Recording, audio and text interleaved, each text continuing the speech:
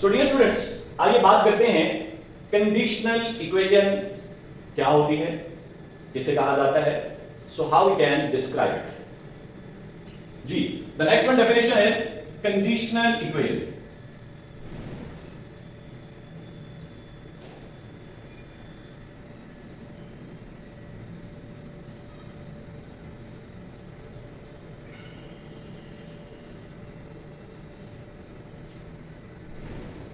Dear students, an equation in which mathematical statements are equal for specific values of the variable। बेटा वो equations जो variable की किसी specific values के लिए ट्रू हो, किसी खास वैल्यूज के ऊपर ट्रू हो, तमाम वैल्यूज के लिए ट्रू ना हो, उन इक्वेशंस को कंडीशनल इक्वेशंस कहा जाता है। मैं दोबारा रिपीट कर देता हूं, बल्कि मैं राइट कर रहा हूं, इसे नोट कर लीजिएगा। जी dear students, an equation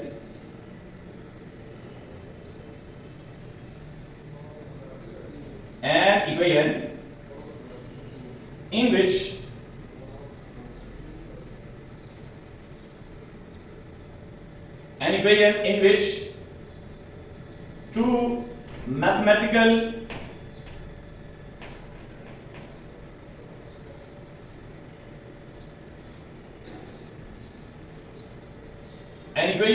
two mathematical expressions are equal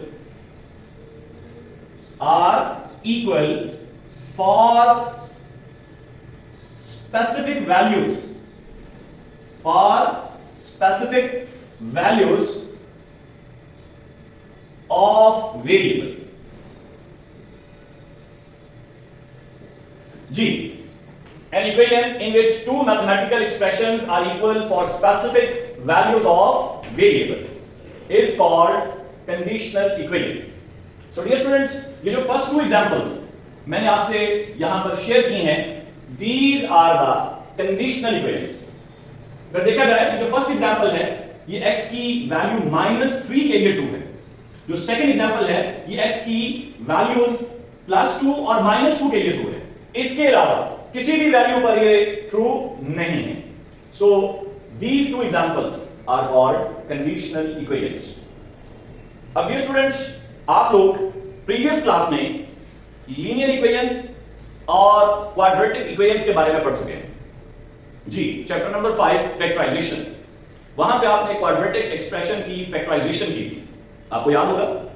so dear students, quadratic expression को जब हम सिंपलीफाई करते हैं तो आपके पास कितनी वैल्यूज आती हैं? यस, 2। और इन 2 वैल्यूज के अलावा वो क्वाड्रेटिक इक्वेशन ट्रू नहीं होती, सो उसे भी हम कंडीशनल इक्वेशन कहेंगे। Is that clear? सो आगे बढ़ते हैं। The next type is identity. Identity किसे कहते हैं, मैं इसको आपके सामने डिस्क्राइब कर देता हूं, आप इसे नोट कर लीजिएगा।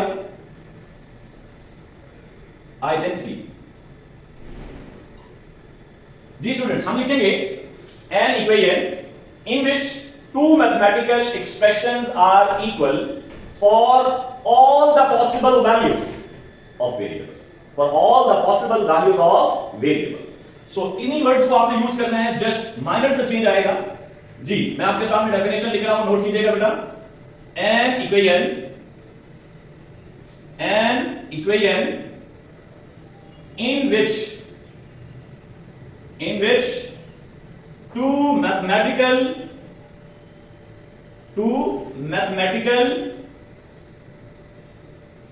expressions are equal for all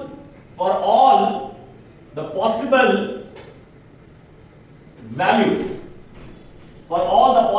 values of variable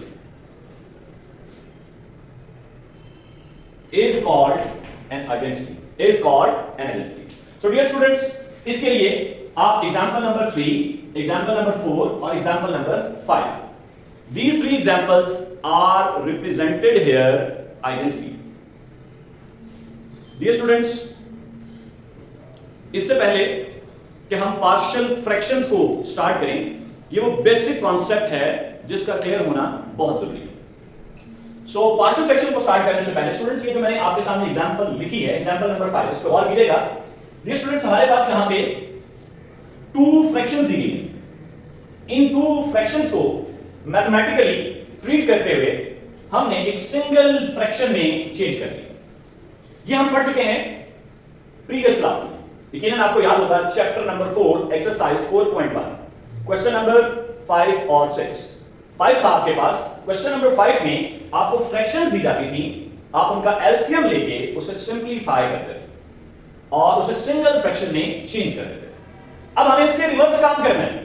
अब इसके हमें रिवर्सल चलना है। रिवर्स क्या करना है? अब हमें ये फ्रैक्शन दी जाएगी, ये फ्रैक्शन हमें दी जाएगी, इसको हमने पार्ट्स में डिवाइड करना है, ठीक है? और इसे कहा जाएगा फ्रैक्शन, इसे कहा जाएगा फ्रैक्शन, और इनको, इन पार्ट्स को कहा जाएगा पार्शियल फ्रैक्शन। इन पार्ट्स को क्या कहा जाएगा? Partial fraction. Dear students, partial का वर्ड जो है वो निकला है पार्ट से। पार्ट का मतलब होता है हिस्सा या जुज, ठीक है? सो डियर स्टूडेंट्स, ये हमारे पास है जुज़वी कसूर। ये क्या है? जुज़वी कसूर है, और इनको कंबाइन करने से हमें फ्रैक्शन फॉर्म मिलती है। अब हमने क्लास 10 में चैप्टर नंबर 4 के अंदर इस फ्रैक्शन फॉर्म को पार्ट्स में डिवाइड करना है, यानी इस फ्रैक्शन फॉर्म की पार्शियल फ्रैक्शन करनी है।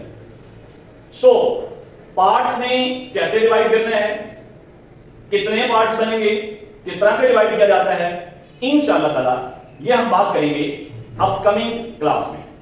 सो आज के लिए इतना ही। इन बेसिक डेफिनेशंस को प्लीज जरूर याद रखिएगा, अपने पास नोट कर लीजिएगा और इनकी प्रैक्टिस कीजिएगा। Thank you so much. Allah Hafiz.